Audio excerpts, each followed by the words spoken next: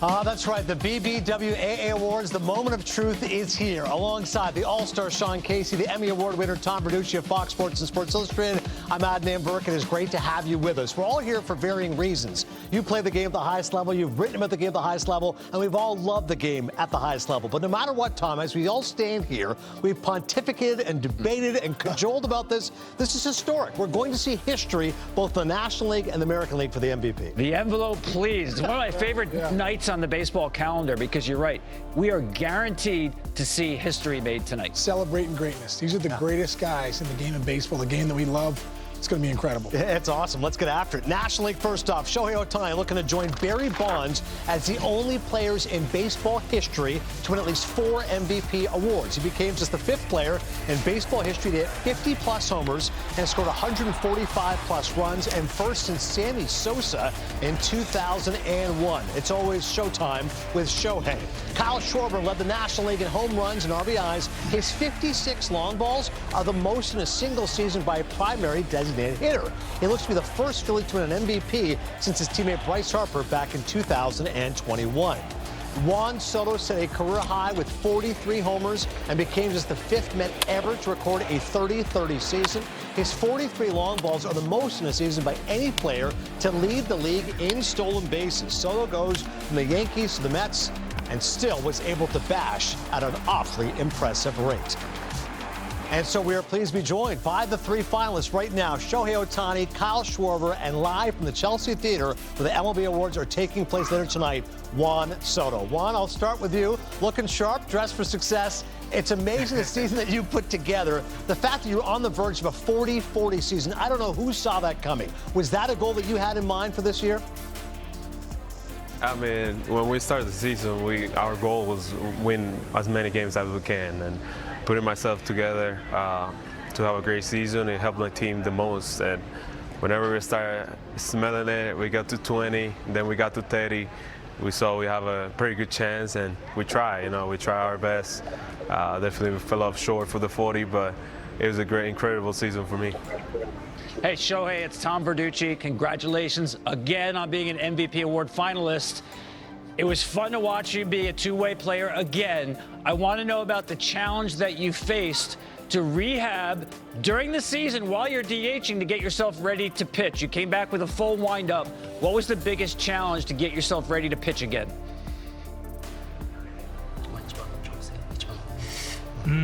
やっぱり最初の方は左肩が回りづらいなというのが一番不安を抱えてたので、徐々にシーズン進むにつれて試合前のマッサージだったりとかっていう時間をちょっとずつ短縮できるようになったので、そこが一番苦労というか不安があった点かなと思います。Yeah, I think the biggest concern for me, the biggest kind of problem I experienced was towards the beginning of the season. I was coming off of surgery, so I had a bit of tightness around my left shoulder. So as soon as the season progressed, my shoulder got a lot looser and things got a lot easier for me to get back into my routine, control my time management, and basically from there on it was smooth sailings. Schwarbs, what's up, man? It's Sean Casey. Listen, man, what an incredible year. All the big numbers, 56 home runs, the RBIs and everything. But as a player, the one stat that came out so big for me was 162 games. Knowing how hard that is, knowing that the grind it is, and knowing that when I had teammates that played 162, I was like, okay, that guy's coming every night and he's posting for us. What does that 162 mean to you, and why was it so important for you? Well, it is an important thing, I think. I think durability is the biggest thing, and it's especially big when you're primary DH. Just to make sure you're durable and everything. You just want to make sure that one, you're monitoring your swing, monitoring everything that you can. So two, you want to be aware of everything else that you can be. If it's teammates who need days, whatever it is, to try to make sure that you're always going to be available for those guys if they need it. And but just to play on these 2 games, play a whole full season, it is really cool to see that you're able to do that, and I look forward to continuing to do that. Well, Kyle, I want to ask you about one of those 162 games, August 28th, 4 home runs, one of the greatest games ever. And the fact that it's only the 4th time that someone came to the plate with 4 home runs for a 5th plate appearance. By the way, against the position player, if I can remind you about that. First of all, tell me what it was like to be in that kind of a zone, and then take me through that last 5th at bat. Yeah, it was actually pretty funny. You know, I think rolling the game, I was like 0 for my last 20 or 5 or something like that, and down the cage hitting, and we're poking fun at each other hard because I didn't realize that you were 0 for that much. I was like, thanks, man, appreciate it. Ready? And you know, just go out there, get the foul away. Second one comes, you know, third, fourth one, and then I'm on the cage, just sitting there thinking, I'm like, look at our hitting because how many people have fought? And just like kind of dead silence. I was like, well, that kind of answers the question. And yeah, it was just, you know, it's awesome, right? When you're in that kind of zone, you have that environment around you. You know, the bank was rocking, and when I stepped up there for my 5th, they were all on their feet, ready to see it happen. And you know, joking, but it is what it is. But it was such a fun night. Juan, there was so much attention for you, man, coming into this season, the big contract and everything, going over to the Mets, and you kind of got out the gates a little slow, but then bam, all of a sudden, Juan Soto's back, MVP caliber season. You know, you're back in the mix in the top 3. What was the key mentally for you to get things going out there? I mean, I just have to trust what I have and trust what I've been working on since day one. You know, it's going to be tough times. We just got to keep our forehead up and keep moving forward. At the end of the day, I believe in my abilities, I believe in myself, and I knew everything's going to change at some point, and it did, you know. Definitely we have to make a change. We have to make adjustments, and it takes a little while to do those adjustments, but the result was there. Yeah, once you're off and rolling, forget about it. It's Juan Soto time again. Yeah. Thank you so much, gentlemen. Sit tight. The winner coming up for the MVP. Congrats once again on being nominees. Really rarefied air for Kyle Schwarber, Shohei Ohtani, and Juan Soto. Up next, Case and Tom break down the nominees in the National League, including a closer look at Ohtani's elite numbers at the plate and on the mound, and what Juan Soto did that has never been done before. That's coming up.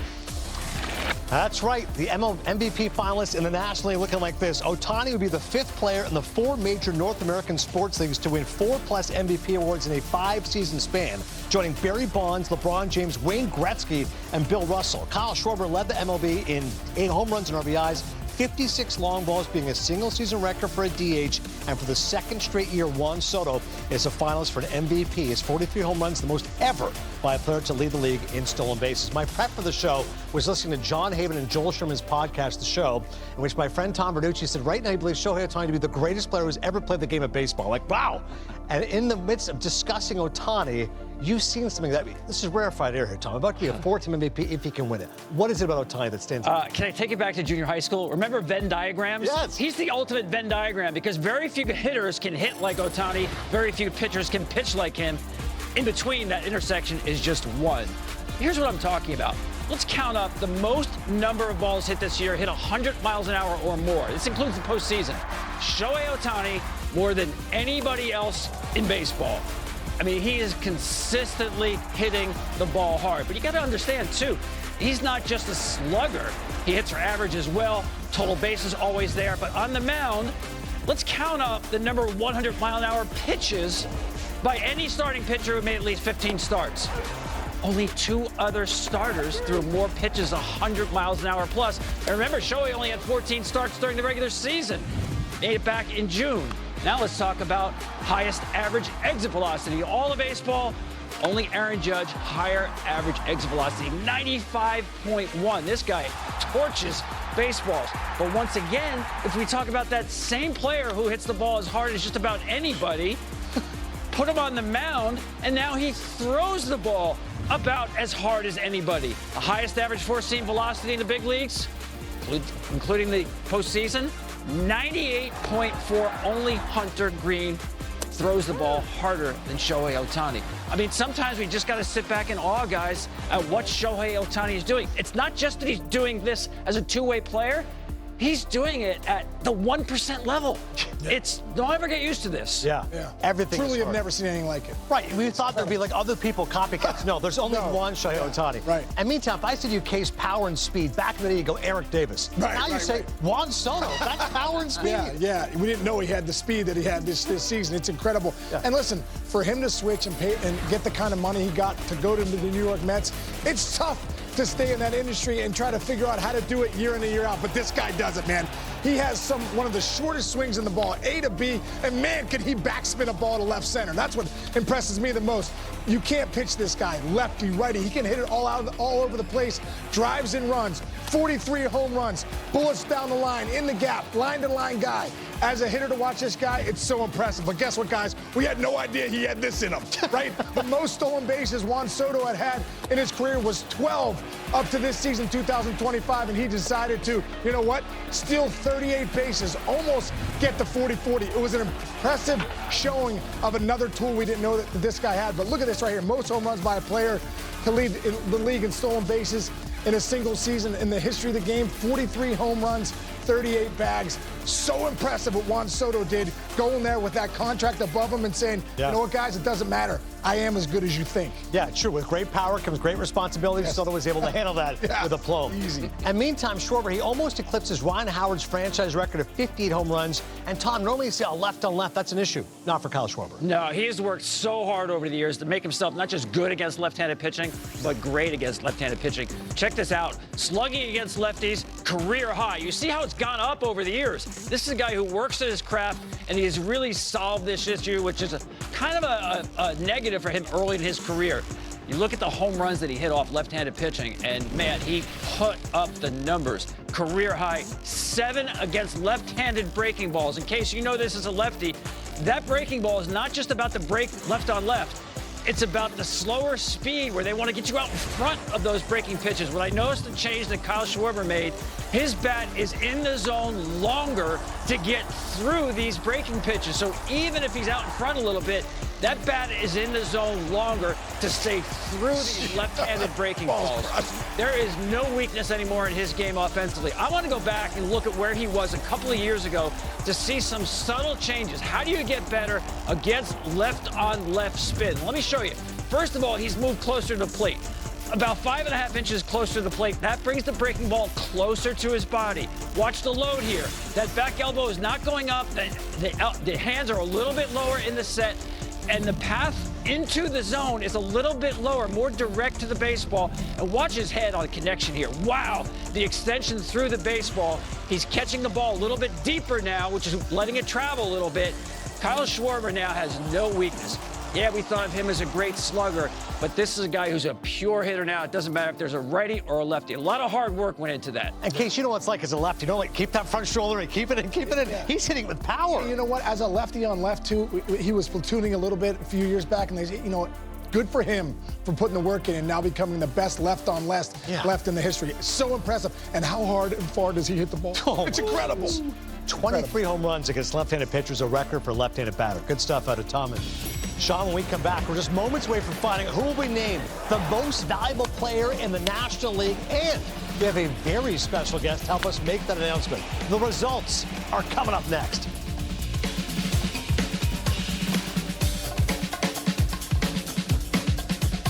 Phenomenal week, and now it's time for the National League MVP. Juan Soto, Shohei Ohtani, and Kyle Schwarber are your finalists. And how about this throwback? 40th anniversary of Don Mattingly winning the 1985 AL MVP. Donnie Baseball had a remarkable season. Hit .324, 35 home runs, 145 ribbies, a 156 OPS plus, and 159 games. And what a pleasure to be joined by Donnie Baseball himself, the 6-time All-Star and 9-time Gold Glove Award winner, who is about to announce the winner of the National League MVP. Donnie, before we get to that, I do want to ask you about that 1985 season. What's your fondest remembrance from that year? I think it was just kind of coming into like some power. Never really hit homers before. It's the first time I really started hitting homers. Kind of started figuring out how to hit the lefty and what to look for. Hit a bunch of homers off lefties that year. And yeah, I think just kind of figuring it all out and bringing power into my game. Well, 14 seasons with the Yankees, you figured out more than a few things. Obviously, a great manager with the Dodgers, the Marlins, and obviously success with the Toronto Blue Jays with this World Series run. Congrats on all you've achieved in baseball. Now it's time for the moment of truth, my friend. Give us the National League MVP. The National League MVP is Shohei Ohtani. All right.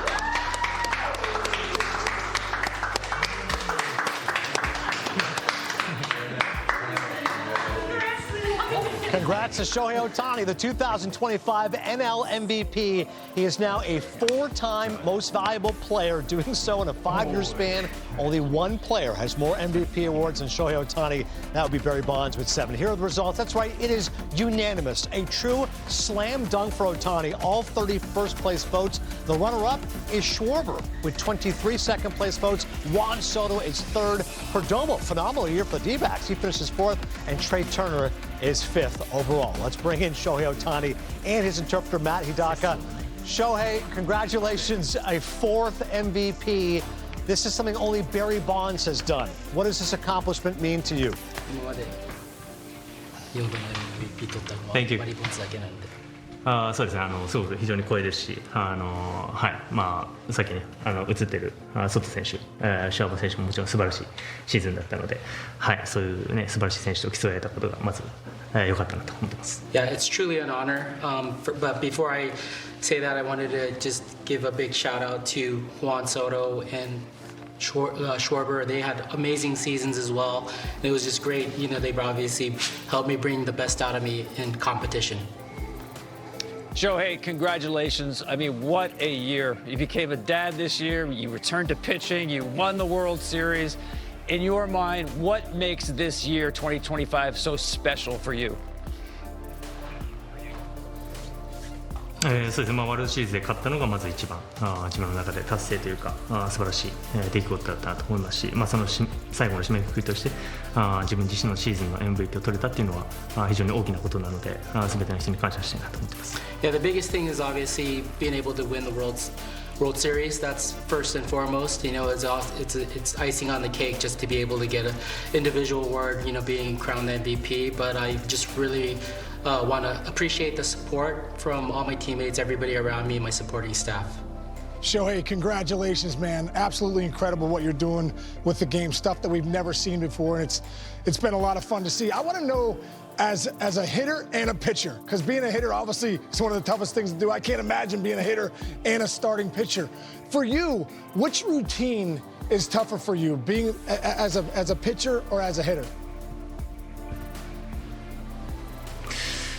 まあ、どちらも同じぐらいもちろん難しいですし、まあ、今年はリハビリというか手術からTJ から明けて、ピッチングサイドのリハビリの年だったので、まあ、そこに一番、焦点を当ててたのでそこがまあ一番、まあ、もちろん左肩の手術もあったんですけどそこが一番難しかったところかなと思いますし、まあ、そこかなと思います。Yeah, they're both equally difficult, being a hitter, obviously being a pitcher, but I think this year because I was coming off, you know, was rehabbing from TJ, I also had my surgery on my left shoulder, so a lot of the focus was to be able to get back to the mound and be able to pitch. So I think in that sense this year the difficulty was more on the pitching side for this year. Hey, Shohei, I'm not sure if you knew this, but only one other player had won back-to-back MVP awards while also winning the World Series. That was Joe Morgan about 50 years ago. What does that mean to you, to be not just the MVP 2 years in a row, but a world champion?